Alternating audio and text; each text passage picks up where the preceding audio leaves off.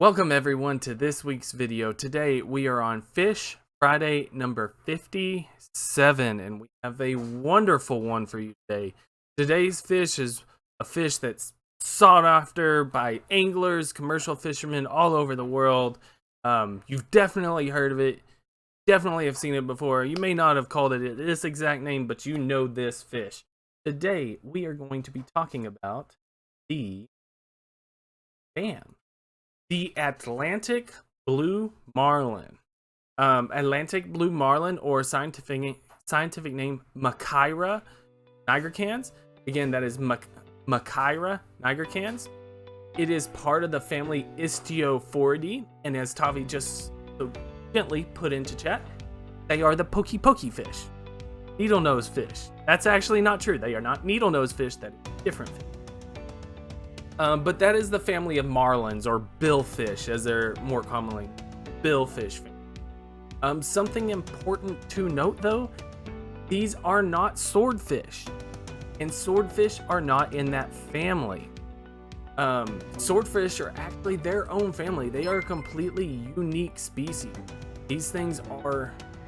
So swordfish are just something completely different that looks very much like this. That is what we call convergent evolution, where species adapt the same body plan, the same habits, even though they are not related in any way, just because that is the best thing for them.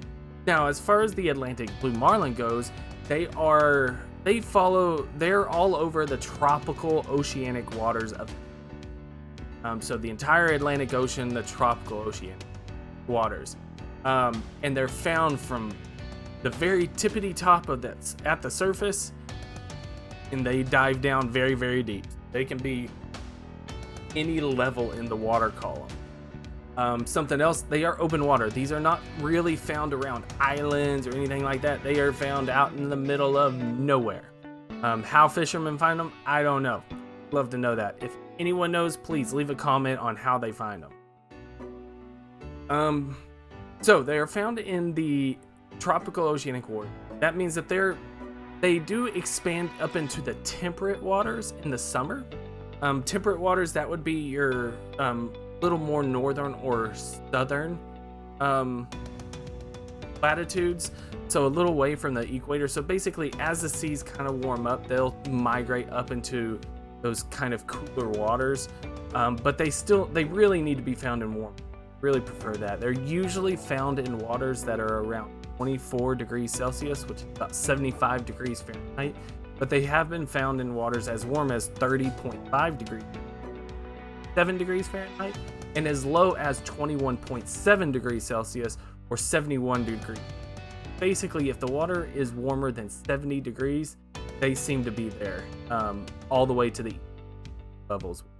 Very hot, warmer than bathwater. And studies have shown that these are a very mobile fish. These things move a long old way. In fact, one blue marlin was tagged traveled over 9,200 miles. It was tagged off the coast of the U.S. and basically found in the Indian. It had traveled 9,200 miles. They really seem to follow the oceanic currents, with some migrations outside of that. But kind of on that note, there are several blue marlin that have been recaptured the same general area where they've been tagged. What that could mean is that they have like a reverse migration. Maybe they follow the current slowly, and then 2 to 3 years later they wind up in the same spot. They're just basically giants. But that's something that needs... Now, something about this fish. These pictures may not do it justice if you have not seen. Fish are big. They're massive. And usually the giant ones are more than 4 times as heavy as the biggest males. Males rarely exceed 160 kilograms. That's 350 pounds. So a male will rarely be over that 50. However, the largest females have been reported to be being anywhere from 540 to 820 kilograms. That's 11,000 That's 1190 to 1,800 pounds. So anywhere from 1,200 to 1,800 pounds, these fish can be found, weight-wise. The maximum published length of these is 5 meters long, 16.4 feet. So that means that you have a 1,500 pound fish that is about 15 feet long, 4.5 meters long. That is a massive fish. People, I don't think realize, they know this fish is big, but I don't think they realize how long they are. Just for your own clarification, the world record with angling rules, registered by the IGFA, the International Game Fish Association, is from Brazil, and it weighed 636 kilograms, 1,402 pounds. In fact,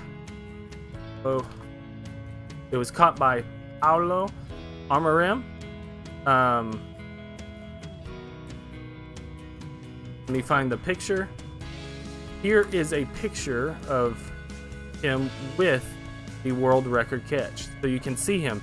I know that looks like a fake fish, but that is the actual, or it might be a replica of, I think that is a replica, but that is the world record size. It does look photoshopped, but it was a giant fish. And it was caught in 1992. 1992. Now, they do have, as far as like how they look, they have these, they have two fins, two dorsal fins, they have two anal fins. These things, you kind of hear a blue marlin swordfish, you kind of understand what the really triangular caudal fins, the tail fins, that really blue blue back with the silver undersides. I mean, you think blue marlin swordfish, you kind of have that general idea. But something that is interesting to note on these is many of these smaller fins, so like these pectoral fins, the pelvic fins, they can actually be folded into grooves in the body that allow the fish to be much more streamlined, reducing drag. That helps. That's why this fish is one of the fastest fish in the ocean. They have been recorded to move up to 60 miles per hour. 60 miles per hour is 95 kilometers per hour for my non-American. So almost 100 kilometers an hour is what these.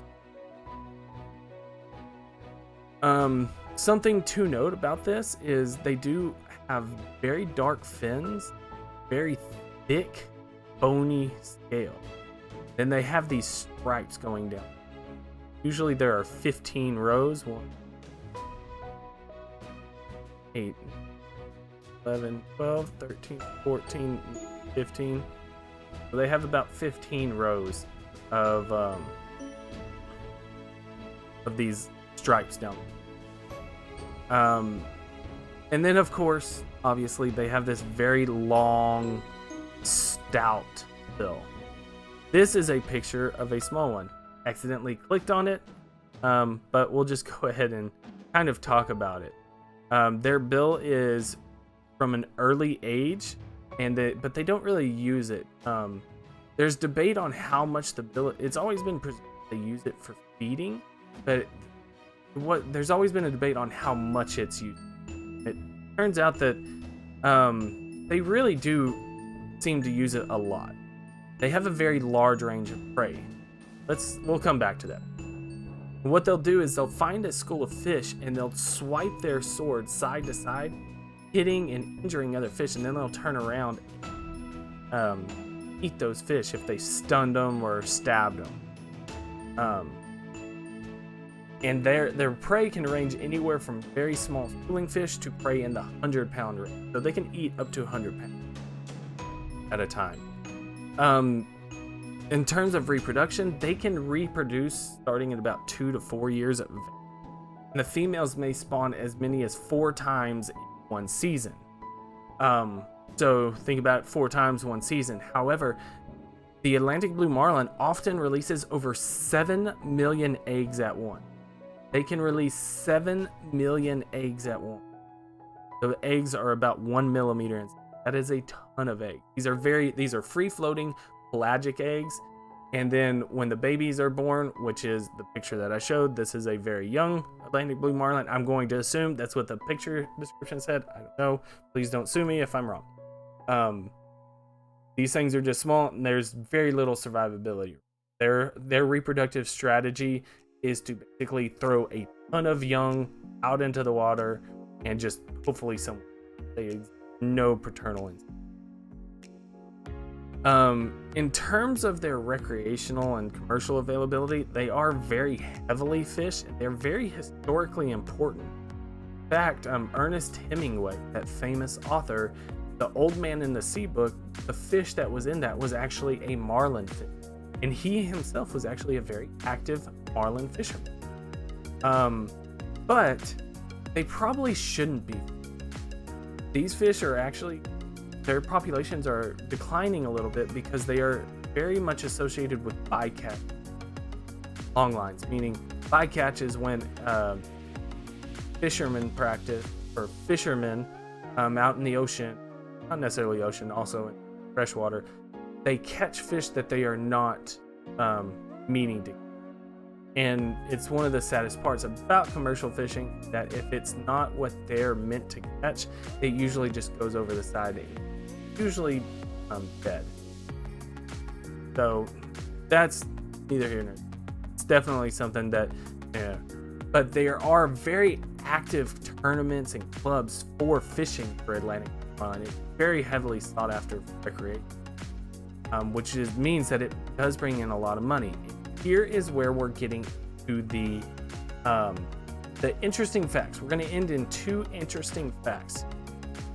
The first one, just something that a lot of people don't. You notice all these pictures, they seem to have different colors. You know, it looks very different. And that is because the Atlantic blue marlin can actually change colors rapidly. A lot of people think that their color is very set. They can change color extremely quickly. And how they can do that is iridophore. The chromatophores are pigment containing cells in an organism. Maybe chromatophores can be outside an organism, but they're pigment containing cells. And iridophores change their iridescence, their reflectivity. That is what can cause their color to change extremely quickly. But the other interesting thing, people know this fish, they think they've eaten it. Let me tell you something. When I heard this fact, it blew my mind. Something I always try to tell people: how much fish costs per pound, or how much you could buy it to put it in your aquarium. It should.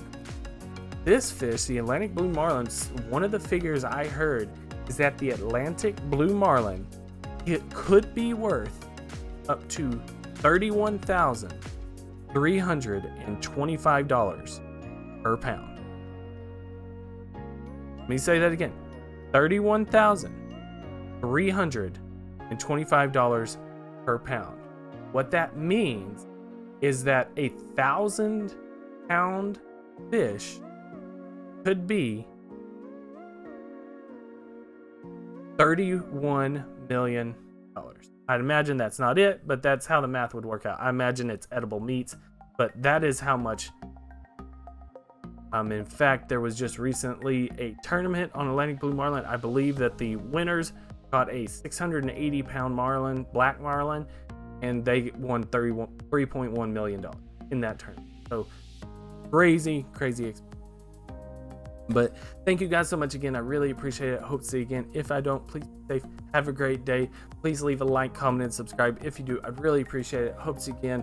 Love reading the comments. Please give me suggestions on what you'd like to see this in this series. Don't forget to check out our other series, Group Money. But once again, take care of yourselves. Take care of your loved ones.